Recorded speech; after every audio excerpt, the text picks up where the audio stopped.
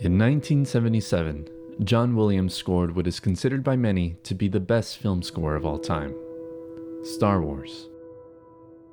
In an effort to conform to George Lucas's wish of having an orchestral score that would mimic the classic serials from the 30s and 40s, Williams wrote a score that would redefine film music forever.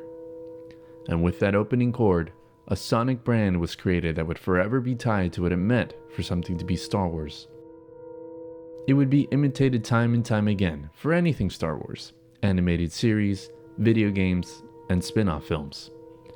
That is, until we got a little show on Disney Plus that broke all the rules about what it meant to be Star Wars, called The Mandalorian.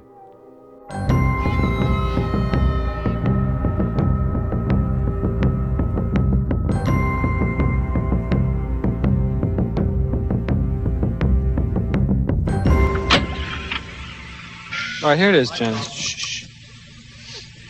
Settle down, boy. 63157. Though John Williams is still one of the best living composers today, and is clearly the one to thank for a big part of the iconography of Star Wars, there's another person that I want to talk about that, I think, very clearly influences the composer for The Mandalorian, Ludwig Göransson. And that's Ennio Morricone.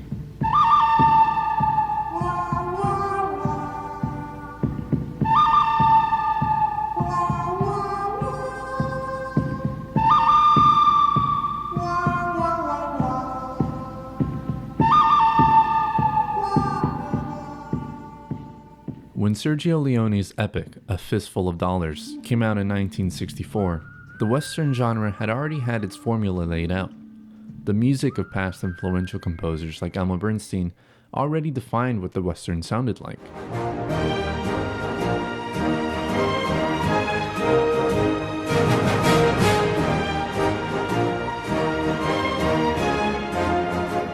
But when Ennio Morricone was tasked with coming up with a new sound for Leone's spaghetti westerns, he employed a ton of modern sounds and unorthodox scoring. With whistling, bells, chants, and even electric guitars, Morricone redefined what a western would be with music.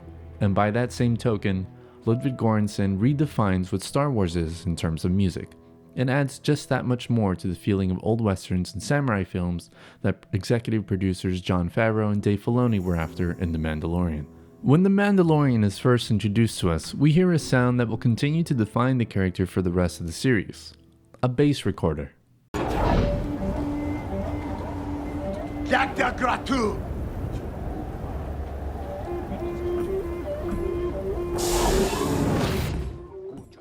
It plays like the call of some kind of animal, to me representing the loneliness of our hero, Mando, and at the same time telling us that he's like a myth, a kind of mysterious figure that rarely shows itself to others.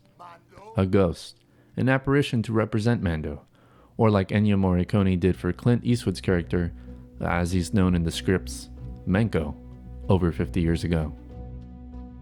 Electric guitars, thumping drums, modern synths all combine to make a new brand, a new sound for Star Wars. Göransson also has experience producing hip-hop, even winning the Grammy for Song of the Year in 2018 for This Is America, with frequent collaborator Childish Gambino.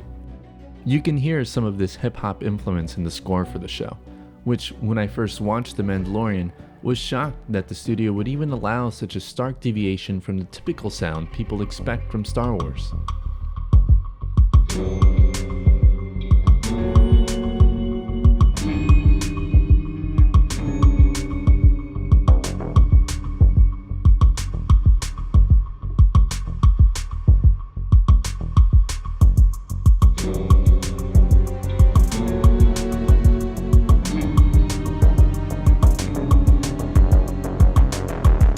In talking about how he wrote the score to the new Star Wars video game, Jedi: Fallen Order, composer Gordy Habb tells Forbes magazine that the John Williams element has to be there, at least for the audience to hold on to remind them that they're in the Star Wars canon and the Star Wars universe. If you divert too far from that, you're gonna lose people. But as the success of The Mandalorian proves, An audience won't be completely disremoved from a Star Wars property just because the music is different. Indeed, when the storytelling is handled by real masters of their craft, style matters little, just execution. And The Mandalorian is executed very well. So what does this mean for the franchise moving forward? Williams has already stated that he's done writing music for Star Wars, though responsible for much of his success. Yet he also has a ton of legendary work in other works of film, like Indiana Jones, E.T., Harry Potter, and the like. Williams has been writing music exclusively for Star Wars for over 40 years, having penned over 20 hours of brilliant music. Streaming services like Disney Plus allows the company to experiment with more inventive ways of telling a compelling story, and composers like Ludwig Göransson open up the musical possibilities of Star Wars moving forward.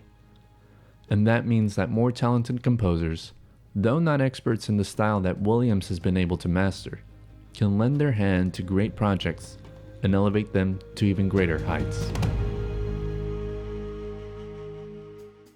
Hey there, my name is Ernesto. I'm an aspiring film composer, and that's what I do here on my YouTube channel. So if that sounds like something you'd be interested in, consider subscribing. I plan on doing more things like this in the future, but if you did like this, go ahead and hit that like button. You can also follow me on Twitter and Instagram at Ernesto Composer, and you can visit my website at ernestocomposer.com.